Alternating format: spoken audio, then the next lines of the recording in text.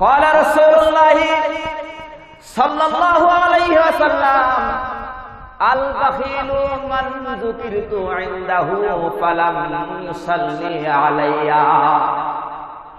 রাসূল বলেন, আমার উম্মতের ভিতরে সবচেয়ে কৃপণ মানুষটা হলো ওই লোক যার কানে আমি নবীর নামটা পড়েছে আর সে ঠোঁট খুলে একটু দুরূদ শরীফ পড়তে পারল না। সাল্লাল্লাহু আলাইহি ওয়াসাল্লাম, সাল্লাল্লাহু আলাইহি ওয়াসাল্লাম, সাল্লাল্লাহু আলাইহি ওয়াসাল্লাম। ছোট্ট করে বলে দেওয়া হয়েছে, সংক্ষিপ্ত দুরূদ ঘন ঘন পড়া যায়।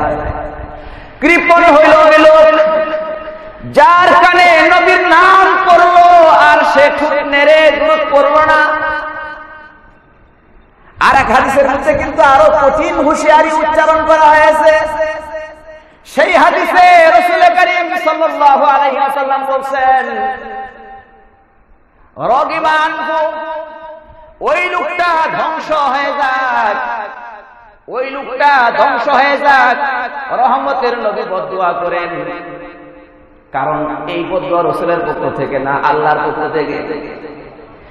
ওই লোক ধ্বংস হয়ে যাক যার কাছে আমি নবীর নাম উচ্চারিত হলো আর সে দুরূদ পড়ল না।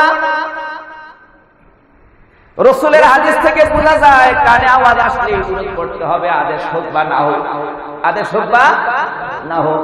এজন্য আমরা এই কথাটা খেয়াল রাখি, যত জায়গায় যাই, যত জায়গায় যাই, যেখানেই বসি, যেখানেই চলি, যেখানেই থাকি, যেই নবী করিম সাল্লাল্লাহু আলাইহি ওয়াসাল্লামের নাম উচ্চারণ করলো আমার কানে আওয়াজ আসলো, একটু ঠোঁট খুলে সাল্লাল্লাহু আলাইহি ওয়াসাল্লাম বলতে পারবো না?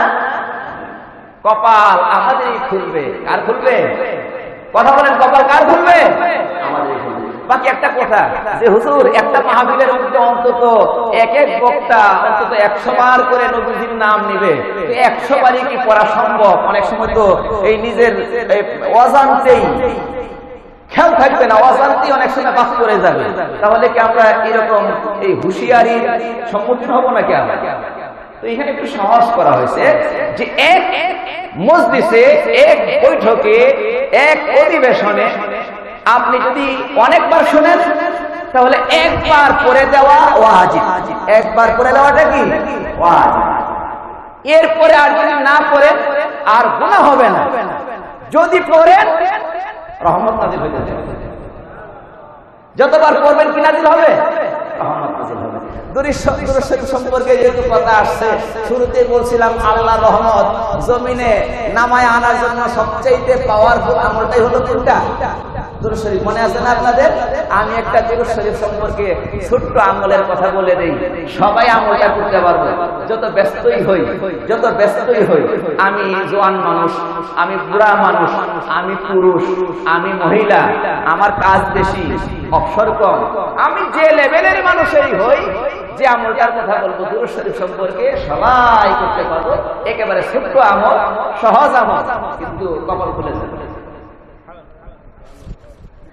قال رسول الله صلى الله عليه وسلم من صلى علي حين يصبح 10 وحين يمسي 10 وجبت له شفاعتي।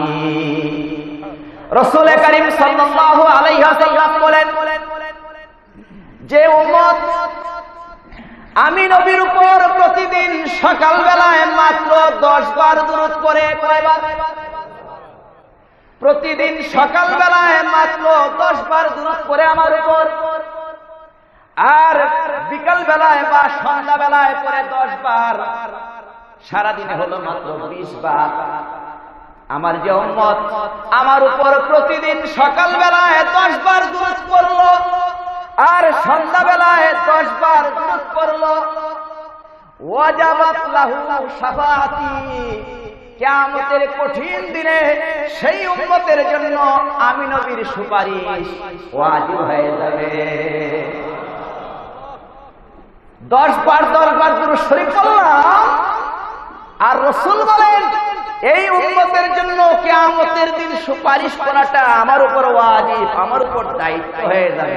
আচ্ছা বলেন তো দেখি, রাসূল যার জন্য সুপারিশ করবেন তার কি আর জাহান্নামে যাওয়ার কোনো সম্ভাবনা থাকবে? থাকবে। এই জন্য বলছিলাম কপাল খুলে যাবে।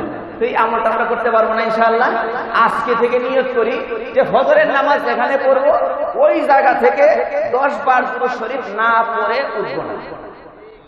মাগরিবের নামাজ যেখানে পড়বো, এবার মহল্লার মসজিদে হোক, বাজারের মসজিদে হোক, যেখানেই হোক, আর মা বোনেরা যেখানে নামাজ পড়ে নিজেদের ঘরে নামাজ পড়ে, এই যায় নামাজ থেকে, নামাজের জায়গা থেকে 10 বার দুরূদ শরীফ না পড়ে উঠবো না।